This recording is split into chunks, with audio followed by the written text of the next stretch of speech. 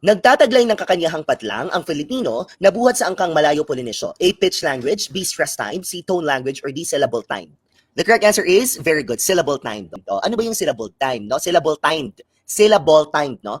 Each syllable is pronounced for roughly the same amount of time. Ibig sabihin ng syllable timed, papantig tayo magbigkas ng salita, no? Ako, si Alexis, ako ay maganda. Mga ganun.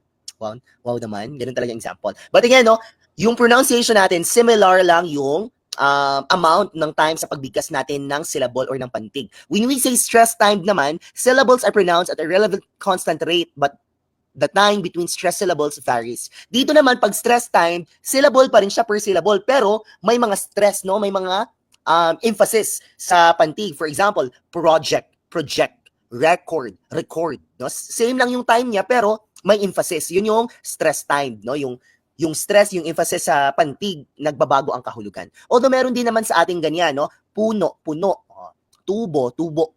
Pero mostly syllable time talaga tayo, no? Majority syllable time talaga tayo. Pag pitch language naman, the pitch of a word can change its meaning, no? Chinese Mandarin, no? Depende sa taas, sa baba, no? Sa lalim, sa depth ng iyong pagbigkas, nagbabago rin ang kahulugan. Tone language naman, tone of a word can change its meaning, no? Halimbawa niyan ay thigh.